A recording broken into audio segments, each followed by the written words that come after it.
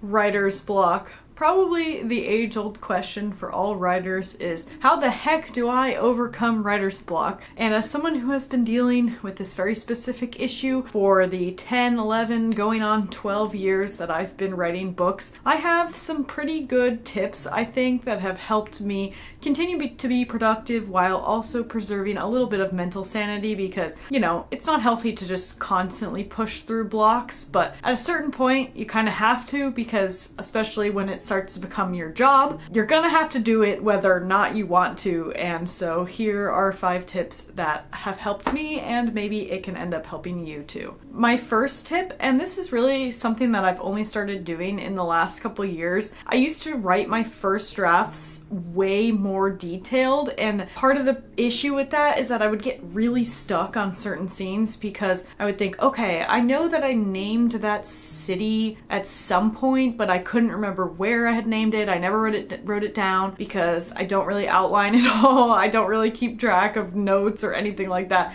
So then I have to scroll back through the book to figure out where I had called this city a certain name, and obviously that would result in me losing a ton of momentum and just wasting a bunch of time trying to track down details that I had completely forgotten. So instead, now what I do is when I'm writing and I forget something, or I just really don't want to write, you know, a description of a river flowing through the hillside with the coast. I hate writing scenery descriptions, so I'll just write in all caps, insert description here, or I'll just put underscores for where that missing city name should be. And then when I write draft 2, that's when I'll pay way more attention to all of those details, and then I'll go and fill things in. This does kind of screw yourself over a little bit in the future if you do it too often. Sometimes I would get so stuck that I would just have to skip an entire scene, and then recently I would be swapping chapters with my critique partner and I was like, oh crap, I never actually finished writing this scene, and then I have to frantically go and try to write a scene that I had been really stuck on before she got to it so that she would be able to read it. And you know, actually, while that was not great to my future self, it did kind of work out because it put this external finishing pressure where I was like, oh, I really do have to finish this because someone else is going to be reading it, and as a peak procrastinator, that is the only thing that will overcome my mental block is some sort of deadline. So good thing that I work a very deadline driven job, I guess, but that probably feeds into my issue of not being able to do things unless I'm on a deadline. So yes, the underscores and just the insert description here, insert this here, especially for little things, can help you a lot, just like maintain a flow and maintain your momentum. My second tip, and I feel like this might be a little bit controversial, and that is to write even if you are not feeling inspired, if you want to write. Sometimes I really want to write and then I sit down in front of a blank document and it's just not vibing and I can't come up with anything. But what I've realized is that my writing sounds exactly the same whether or not I wrote it when I was inspired or not. And I'm sure that most people's does as well, they just don't notice, because if you go back and read like your draft straight through, I guarantee that you probably can't tell what scenes you wrote when you were feeling inspired versus one scenes that you wrote when you weren't feeling inspired. Really, the only difference for me is how long it actually takes me to write that scene. So if I'm feeling very inspired, 1,000 words might only take me 30 minutes to write, but if I am really struggling, that might take me an hour and a half to write, but then the end result is pretty much the same. So as long as you want to write, you don't need to be inspired to do it. You just have to acknowledge and accept that it's probably going to take you a little bit longer to output like the same quality, but you'll still output quality and it will still get done. And then eventually you'll probably be inspired again, even if it's not that day or that writing session or even that week. And this is how I've written most of my drafts, is by just writing almost every single day when I'm trying to be really productive. And whether or not that's 300 words or 1,500 words, it's gonna sound exactly the same. Number 3 is to change location.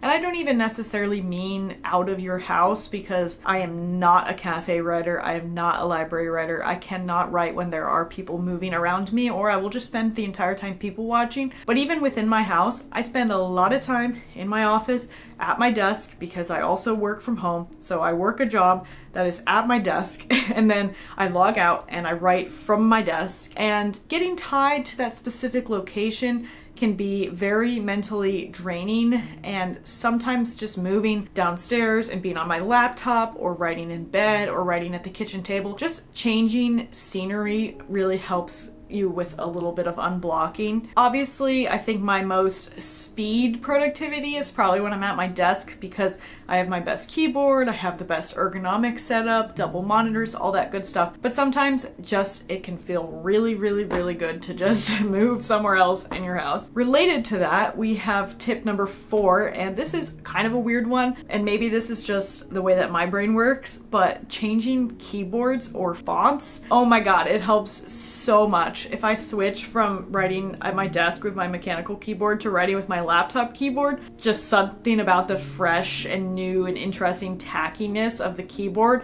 just unlocks so much. Or sometimes when I go to my parents' house and my mom asks me to do something for her on her computer and I use her keyboard, which is completely different, I'm like, oh, I kind of want to write net right now just because this keyboard is so different.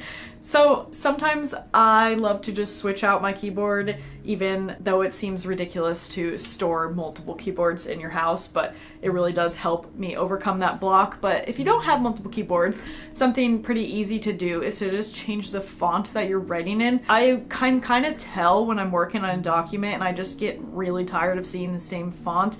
I'll just change maybe the size. Sometimes I like to write in like minuscule font that I can hardly read, and sometimes I like to write in humongous font. Sometimes I completely change to a totally different font, or I'll change like the weight of sometimes I'll write in a light font and sometimes I'll write in a heavier font, a serif, a sans serif. I don't really have a favorite font. I just think it helps a ton to change it up because, you know, it unlocks something in your brain, it makes it feel fresh and new, and that can lead to inspiration and overcoming writer's block. And my 5th and final tip is to reread your old writing. I know this is often the opposite advice that's given to people when they're drafting, which is to not edit what you wrote, and you should not really spend a lot of time editing what you wrote if you're trying to get through a draft. But if you can manage to reread your old stuff, even without editing, it helps me a ton, because sometimes, you know, weeks go by where I'm not writing that much, and then I'll go back and reread from the beginning, and I'm like, wow, I actually enjoy this, like, because I kind of forgot what happened. So it's like telling myself a new story, and then I'll see little details that I just completely forgot that I wrote that actually are kind of relevant to the plot points that I'm working on now, and that really helps me make sure that plot twists and reveals and everything from beginning to end is kind of linked by rereading and seeing where I can drop little clues that kind of lead back to things that already happened, or just not even the project that you're currently working on, but rereading old projects that have been heavily edited and that you're really proud of and that you might have forgotten happened. Because I have many books that I wrote in college that I just kind of forgot existed, and then I'll go back and reread them and be like, you know what, this is actually kind of entertaining. And for some reason that is inspiring to me, because it makes me realize that not everything that I write sucks, and when you're drafting, especially a first draft, it can be difficult to not feel like everything that you're writing sucks a little bit. So there you have it. Those are 5 things that I have learned over the many, many years of writing that have helped me stay productive and inspired even when I'm not feeling so productive or inspired. Let me know what you think of these tips, and if you have any other things that have worked for you, I would love to try out some other tips and see what I think. And thanks for watching. Bye.